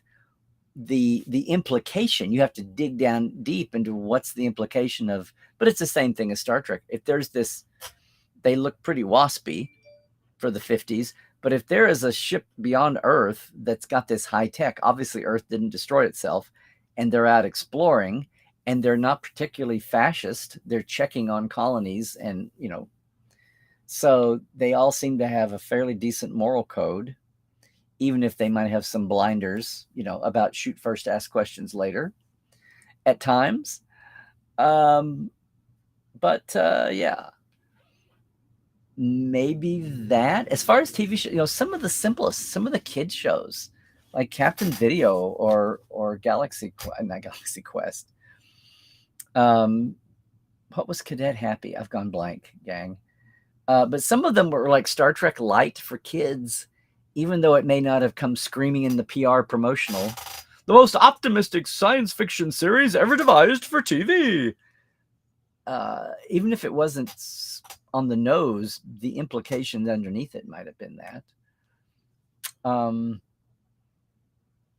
Before Star Trek, I don't know. Twilight Zone was not regular.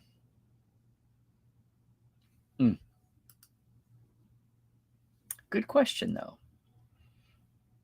And movie. A lot of the utopias that you see in a movie, even going back to what RUR and what's it from the 20s? A lot of the ones that were utopias were either were crumbled, or they were a utopia that masks some big underneath issue, and maybe that comes to Metropolis underneath. So just to be set as a given without the big picture in jeopardy, and the stories are all set as a given. That's a good question. It might actually be just some of the kid shows. Let's see. The problem is minorities get oppressed in this country. Globalism does not address this.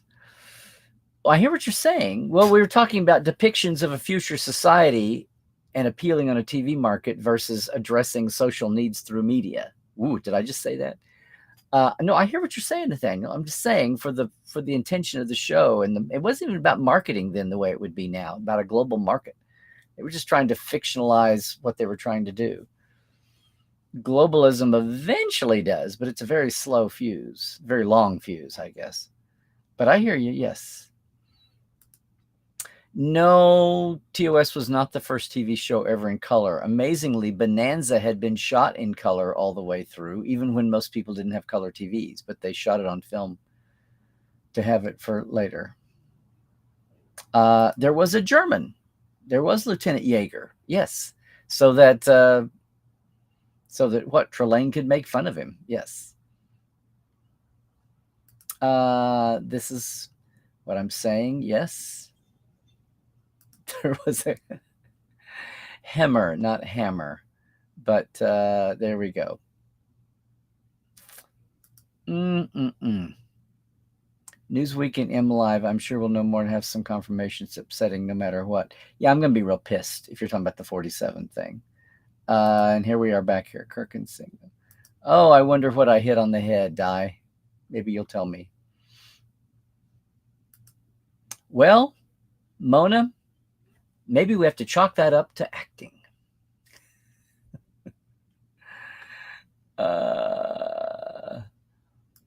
When are we going to see some new Lower Decks? Well, there's only, 16 or 20 on... No, I'm kidding. Good question. Maybe at the end of summer? No one will say anything yet. This whole thing about when to time things is so... They may still be gauging on getting things wrapped up. It may just be a physical question of finishing the shows.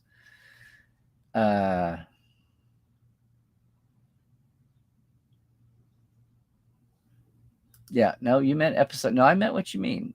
Episode, not series. Yeah. Picard's, thank you, Christoph. Picard season 3 comes in February. Strange New World season 2 and Disco will come after that, right? Well, they're just now starting. No, Strange New is just wrapped and Disco is wrapped. So Prodigy season 1 part 2 and Lower Decks part 2. We thought we had all the way through to the end of the year. I'm trying to get back. Summer might bring only Prodigy on Nick, right? With no new episodes, just a new platform. Okay. I can't tell what this is, Diana. Is that two people hugging? Yeah. Okay.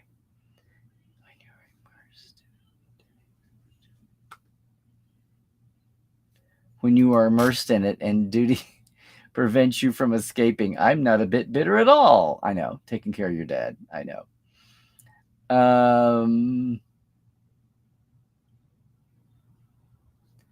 Well, see, this is what I'm waiting. This will be a court case. This will be a court case, Diana. That's the whole point. Yeah. Yep. Oh, I see what you're saying. Pick an issue and it's a define. It's not that way, though. It's not. There are 60, 70, 80% approvals for all kinds of things, for at least some kind of abortion, not a total ban, and generally, just make it the woman's business or the husband's business or the, I know, or the pregnant person's business. Glenn, I'm just going to blame you and hate you forever. No, not really. You're working on a novel. You've never thought about writing fan fiction for retired Trek characters. Well, there you go. I never thought about writing fiction, period. I did not say that, Matt. I did not say that.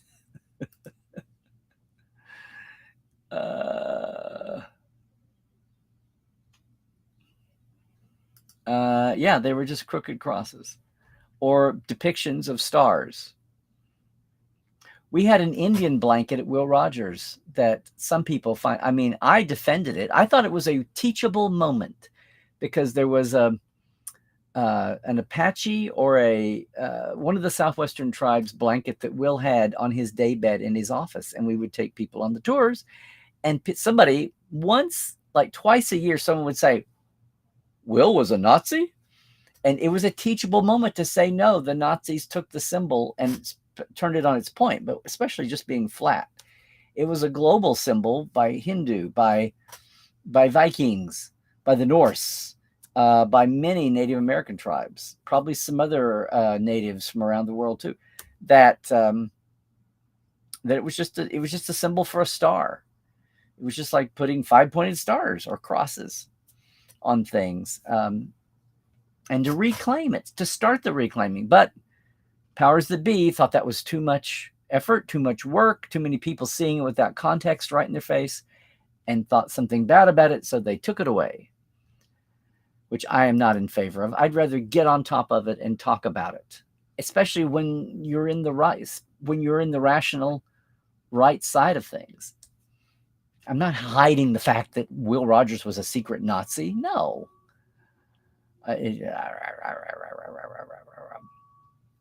That's true. That was not an official Paramount Studio production. It was Brent's bit, but I need to get one. I never did get one. Lost in Space. Soylent Green. Okay.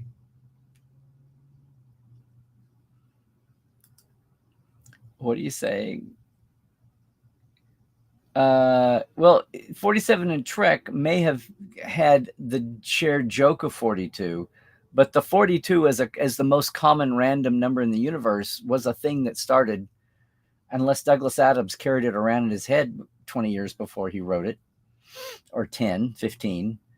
Yeah. Didn't mention this at all, but absolutely, Diana. Absolutely. It's been out there for a week, so I hope it's not too spoileries. Yeah. No, it's not. It's not going off of Paramount Plus. It's just coming to Nickelodeon. A second home, since that was the original plan. Yeah.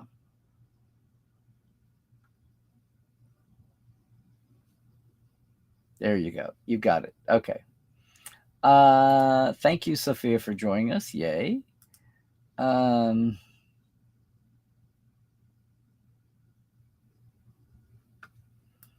Yeah. Okay. 26 total ban, really? But not 50% of the population, which is the problem. That might be 30%, going to 40% of the population. There you go, Mona. Well, I'm glad you were there to tell the freakouts what was going on before they freaked out too far. Yes, the initial plan was to have it only on Prodigy, but then we had the remerger. Mm-hmm.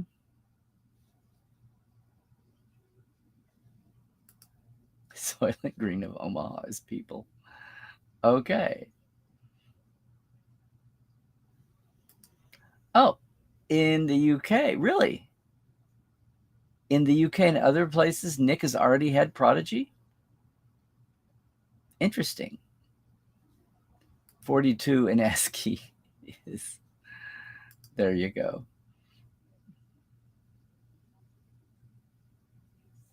Now, Glenn, we've already retconned this. Gorn, when they are babies, are so competitive for survival that their metabolism is just jacked. Babies, and then by the time they get through their puberty, by the time they mature, they slow down, as we saw on Enterprise. And then they become absolutely clodgy by the time they're mature enough to be ship captains. We've got this fixed. We're fine. We're fine. We got this handled for now. Till we see an adult Gorn be. But they can't be that spastic. How do they handle high tech and machinery and science? I mean, how do they have a stable society if they're that spastic as adults? Okay.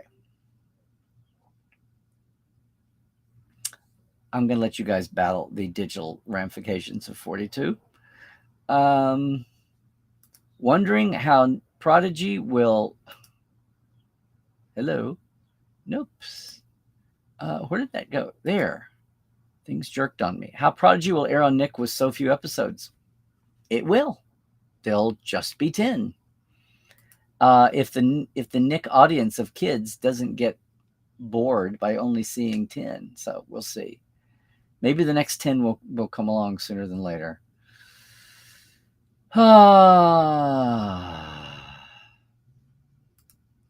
Well, Diana, from your lips to the great bird's ears. Too much emphasis on symbolism. But symbolism is how we transfix and hypnotize people. Woo-hoo-hoo-hoo. Yay. Sorgorn are basically Jem'Hadar. Yeah, but without the being totally cloned. Cloned? Interesting point, Linda. Yes. Jem'Hadar aren't cloned, they're hatched. Yes. Wonder if they decided not to have Hammer to get an early start on Scotty, or to focus on non-tech, the tech stuff like story and character development, though I loved Hammer.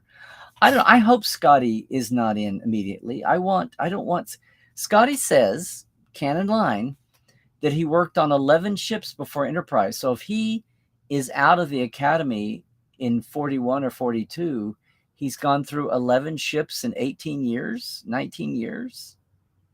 I mean, it's possible. He transfers from ship to ship to ship every 2 years or less, year and a half, and then he stays on the Enterprise for the rest of his life. Hey, texture not trivia, hashtag texture not trivia. I'm not saying. I'm just saying that's the math that you're looking at, if it is. If they go to Scotty, I really would like them not to. It's like Enterprise, I wish you had not got to 24th century technology so fast. I wish you had just stayed baby steps. Strange New Worlds, I wish you had not. Don't go to original series. You've already got Spock and Uhura and Chapel. Let's not just make it TOS light. The Gorn reminded you of the Kzinti. Yep. The Cubs are not civilized even by Kazin standards, and I'm probably misspelling Kazin. Yeah, Kazin without the N. Without the Z.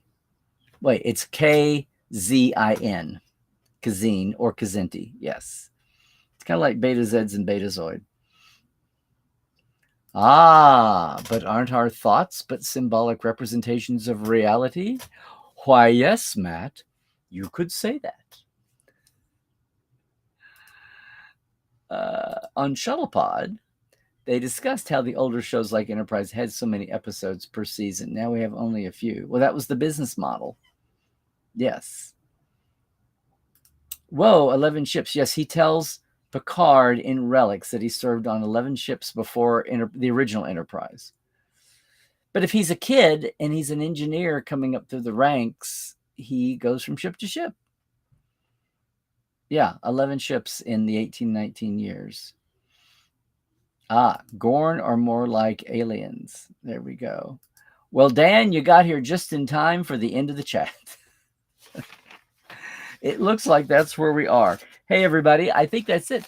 Yeah, I'm just dealing with where I am, where I've been, and where I am in the world I'm living in, everybody. So I hope that does some good for you, for your courage, hope, and Star Trek. It's what I learned at SoonerCon and then applied to what I was seeing all around me. I'll just saying that. I see the chat is not going to stop for a while, but I'm going to proceed and say, everybody, please, if you are, give a thought. If you're headed to Vegas, Wednesday, August 24th is the day before the con starts, and it's when we're doing our Valley of Fire tour with Geek Nation Tours. We've done that before, out to where Kirk died in Generations. So that's why I call it the Kirk Memorial Tour. But the weekend before that, just by the calendar's happenstance, is our delayed a year due to COVID, and we're doing it. The Great Birds Origin Tour, a tour of the life spots of Gene Roddenberry. He was born in El Paso, but then moved to LA by the time he was 5 or 6 with his father and his family. And the life spots around LA of young Gene Roddenberry that helped make Star Trek what it is. So join that. You can get info on both of those at LarryNemecek.com. And yes, if it's a Tuesday, that means it's a Trek Files. A new one is out every week. Of course, all 8 seasons are sitting there if you backtrack. But we have a new one up for you at the Trek Files, which is where the document is on Facebook. But you can get the audio in all kinds of places. iTunes, Spotify, go down the list.